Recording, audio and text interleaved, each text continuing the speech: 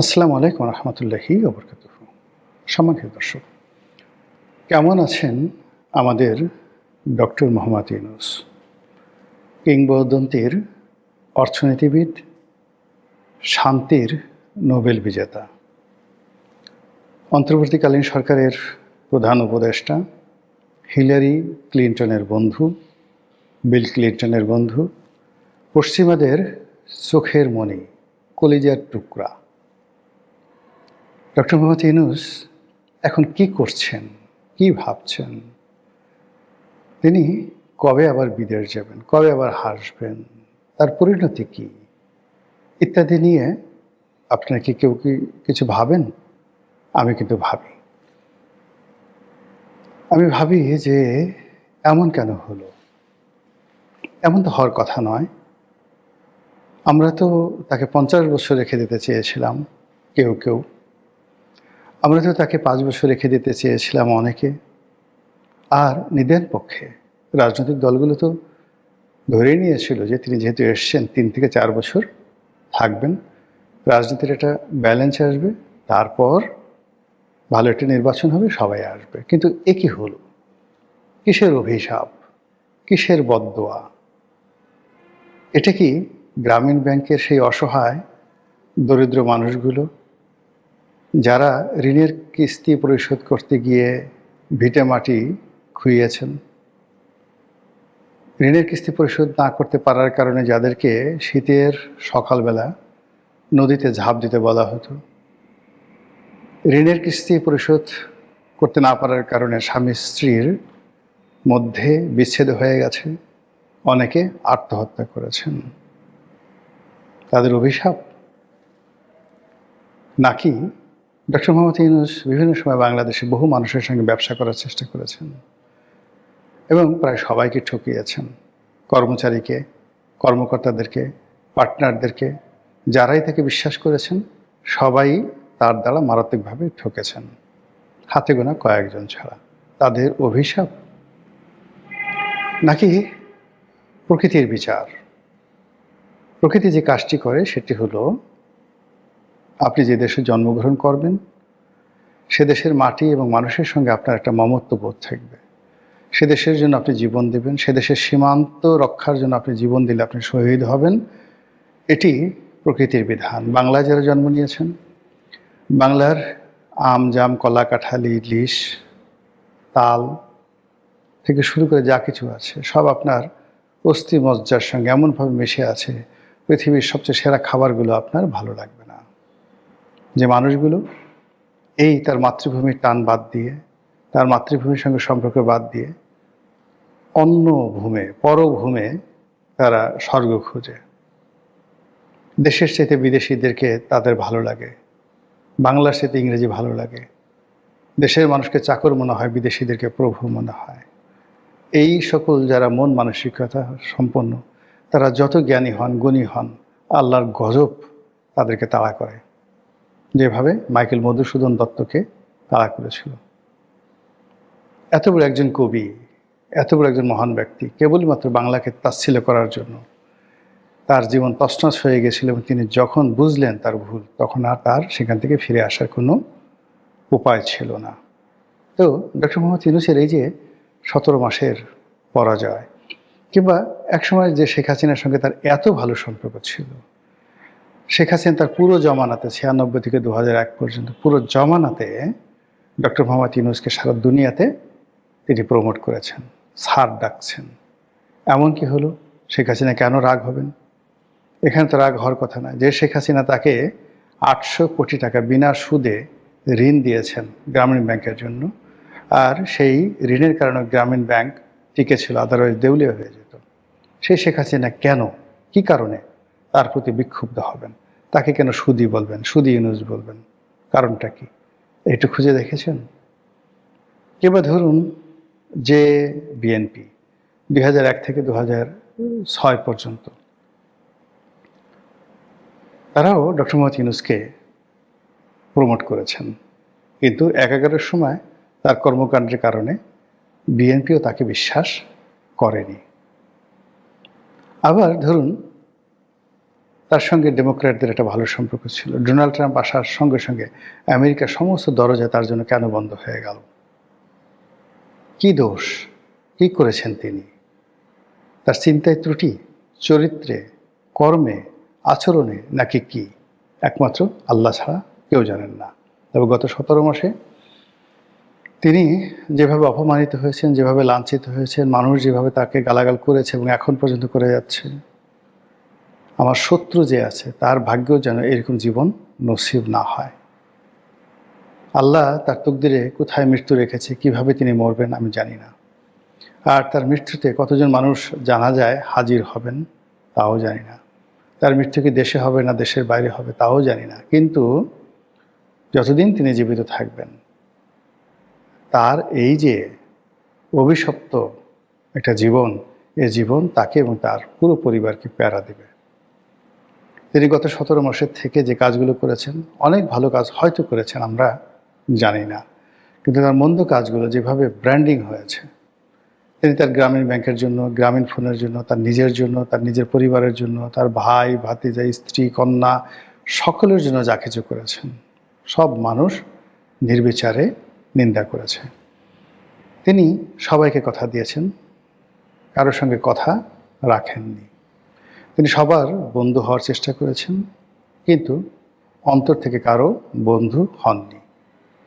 ফলে বিদায় বেলায় তা নিয়ে তিনি কাউকে পাননি। তিনি যেদিন যমুনা ছেড়ে গেলেন, সেদিন জামাতের আমির তারেক রহমান সাহেব, অন্যান্য যে রাজনৈতিক দল যারা এই যাকে বলা হয় সংস্কার কমিটিতে, রিয়াজ আলীর কি রিয়াজ আলী তো না, আলী রিয়াজের সংবিধান সংস্কার কমিটিতে নিয়মিত গেছেন প্রায় কত 70টা না 80টা রাজনৈতিক দল। তারা ফুলের মালা নিয়ে যাবেন, অনেকে কেঁদে দিবেন, অনেকে চোখের পানি ফেলবেন, স্যার আপনি আমাদের ছেড়ে চলে গেলেন, এই হবে তার বিদায়। কিন্তু না, তিনি তার কন্যাকে নিয়ে আর এসএসএফের গার্ড নিয়ে ধীরে ধীরে মার্সিডিজ গাড়ির দিকে, সরকারি গাড়ির দিকে এগিয়ে গেলেন। এখন আমরা জানলাম যে তিনি 1 বছর ভিভিআইপি প্রোটোকল নিয়ে তারপর তিনি থাকবেন। সবাই বলছে ভালোই হয়েছে। যদি ভিভিআইপি প্রোটোকল মানে এসএসএফের আন্ডারে থাকে, তাহলে তিনি পালাতে পারবেন না, দেশ ছেড়ে যেতে পারবেন না। সবসময় একটা নজরদারিতে রাখা হবে এবং বলা হচ্ছে যে তাকে ইচ্ছা করে এই কাজগুলো করানো হয়েছে, বা তিনি না বুঝে ইচ্ছা করে প্রোটোকলের মধ্যে তিনি পড়ে গেছেন। তিনি যদি ক্ষমতা ত্যাগের পরের দিনে চলে যেতেন দেশের বাইরে, কেউ হয়তো তাকে আটকাতো না। কিন্তু আজকের দিনে তার পক্ষে যাওয়াটা আদৌ সম্ভব কিনা এটা আমি বলতে পারবো না। যেটা আমি বলছিলাম যে গত 17 মাসে তিনি যে অসংখ্য শত্রু তৈরি করেছেন, সেই শত্রুদের মধ্যে বেশিরভাগই তার মিত্র। তাকে যারা ভালোবাসত, চোখ বুঝে ভালোবাসত, তারা অনেকেই এখন তার শত্রু। যারা তার দীর্ঘায়ু কামনা করতেন, তারা এখন চাচ্ছে না যে এই লোকটা বেশি দিন বেঁচে থাকুক। তারপর অনেকে চাচ্ছেন যে তিনি একটু জেলে যান, তার একটু হাত কড়া পরানো হোক, তার বিরুদ্ধে মামলা হোক, মোকদ্দমা হোক। আওয়ামী লীগের লোকজন যেভাবে সেই কোর্ট কাছারিতে গিয়ে ডিম থেরাপির শিকার হয়েছেন, তার সঙ্গে অন্ততপক্ষে এভাবে একটু ডিম থেরাপি হোক। অ্যাটলিস্ট মুরগির ডিম শক্ত বা হাঁসের ডিম শক্ত, সেগুলো পরিবর্তে যদি কোয়েল পাখির ডিমও মোটামুটি দেওয়া হয় তাকে, কিছু লোক আছেন যারা খুব খুশি হবেন, হাসবেন, জোরে জোরে হাসাহাসি করবেন। এটাই বাস্তবতা। এখন সেই লোকটি কেমন আছেন আমরা জানি না, তবে নিশ্চিত যে দিল্লি তাকে ছাড়বে না, কোনো অবস্থাতে দিল্লি তাকে ছাড়বে না। আওয়ামী লীগের কথা বাদ দেন, আওয়ামী লীগ একটা মানে নিজেরাই এখন বিপদগ্রস্ত, আগামীতে কাদের কি বিপদে করবেন সেটা পরের ব্যাপার। কিন্তু দিল্লি তো একটা রাষ্ট্র, নরেন্দ্র মোদী যে ম্যান। এবং এই পৃথিবীতে গত নরেন্দ্র মোদী 2014 থেকে এই পর্যন্ত পৃথিবীর অনেকগুলো যে গ্লোবাল ডিসিশন, সেই গ্লোবাল ডিসিশন গ্রহণের ক্ষেত্রে বা গ্লোবাল ডিসিশন রহিত করার ক্ষেত্রে যে নরেন্দ্র মোদীর গুরুত্বপূর্ণ ভূমিকা ছিল, তিনি ডক্টর মোহাম্মদ ইউনূস দ্বারা গত 17 মাসে যে নির্যাতিত হয়েছেন, নিপীড়িত হয়েছেন, অপমানিত হয়েছেন, লাঞ্ছিত হয়েছেন, যাকে রীতিমতো চু-লিং-পং করে দেওয়া হয়েছে সরকারের পক্ষ থেকে। এখন এই চু-লিং-পং নাকি যাকে বলা হয় খুব ভালো একটি বাংলা ভাষা, ভালো কথা। এখন এই বাংলা ভাষাটাকে যদি জনাব নরেন্দ্র মোদী তিনি ডক্টর মোহাম্মদ ইউনূসের জন্য গলার মালা করে তার গলায় ঝুলিয়ে দেন, তার পোশাক বানিয়ে দেন এটা দিয়ে, এই শব্দ দিয়ে সারা শরীর শুধু এগুলো লেখা থাকবে। রুদ্রাক্ষের মালার উপর চু লিং পং লিখে তার গলায় বিরাট একটা মালা ঝুলিয়ে দেন, হাতে এরকম একটা মালা ঝুলিয়ে দেন যে সারাদিন আপনি ওইটা বলেন, ইয়া মবু ইয়া মবু ইয়া চু লিং পং, মানে চু লিং পং মানে সুদ লিং পং, বাট আমি একটু ভদ্র করে চু লিং পং বলছি আর কি।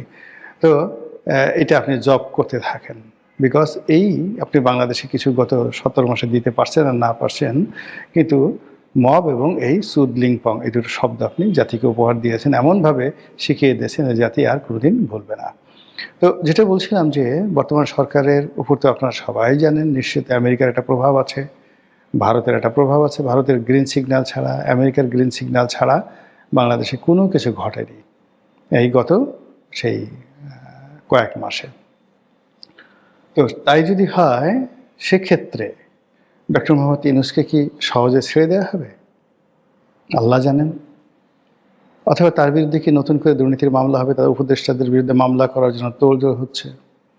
সমস্ত উপদেষ্টারা ত্রাহি ত্রাহি করছে, কেউ আন্দোলনের হুমকি দিচ্ছে, কেউ গণ অভ্যুত্থানের হুমকি দিচ্ছে, কেউ বলছে বিদেশে পালিয়ে যাওয়ার যেতে পারতাম কিন্তু না গেছি, কেউ ব্যাংক হিসাব দাখিল করছে, কেউ বলছে আমি চোর না, আমি দুর্নীতিবাজ না, আমি জীবনে কোনোদিন দুর্নীতি করি নাই, আমি কোনোদিন মানে কী বলবো কোনো দুর্নীতি করিনি, 1 টাকারও দুর্নীতি করে নাই।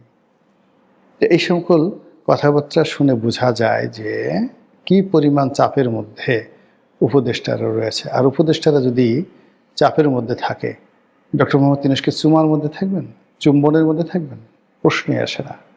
এবং সেক্ষেত্রে কী হবে, তার যে পুরনো মামলাগুলো সেগুলো যদি নতুন করে চালু হয়, তার বিরুদ্ধে যদি আবার নতুন করে মামলা হয়, আবার তাকে যদি কোর্ট কাছারিতে ঘুরতে হয়, তিনি তখন জোরে জোরে চিৎকার করে বলবেন যে আগেই ভালো ছিলাম, আগে সিঁড়ি দিয়ে উঠতাম হেঁটে হেঁটে, পেছন থেকে কেউ গালি দিত না, কেউ ডিম মারত না, আগে কখনো হ্যান্ডকাপ পরানো হয়নি, আগে খাঁচার মধ্যে ঢোকার নিয়ম ছিল কিন্তু ম্যাজিস্ট্রেট ভদ্রতা করে আমাকে খাঁচায় ঢুকায়নি, আমি নাটক করার জন্য খাঁচায় ঢোকার চেষ্টা করেছি, আর এখন একই হলো, একই ঘটছে, এও কি দুনিয়া, এও কি সম্ভব?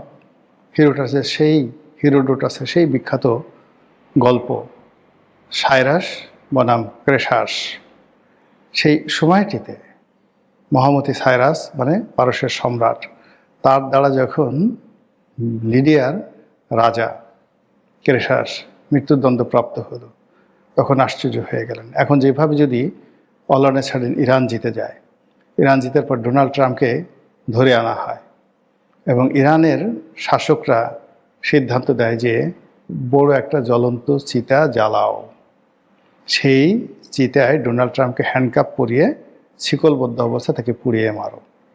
তখন ডোনাল্ড ট্রাম্প যেভাবে আশ্চর্য হবেন, ঠিক এরকম ঘটনা এই পৃথিবীতে ঘটেছিল। তখন পারস্যের সম্রাট ছিলেন এই সাইরাস দ্য গ্রেট। তখন ছোট্ট এখনকার যে পারস্য তার চেয়েও ছোট পারস্য ছিলেন তিনি। তখন এই যে রাজার কথা বলছি, লিডিয়ার রাজা ক্রেশাস, এই তুরস্ক, পুরো তুরস্কের এই অঞ্চলে ছিল তার রাজধানী, এবং তুরস্ককে কেন্দ্র করে বসফরাস প্রণালী পার হয়ে পুরো ইউরোপের রাজা ছিলেন। মোর দ্যান 400 ইয়ার্স তার বংশ রাজত্ব করেছিল প্রাচীন দুনিয়াতে। সেই বংশের সবচেয়ে পাওয়ারফুল সম্রাট ছিলেন সম্রাট ক্রেশাস।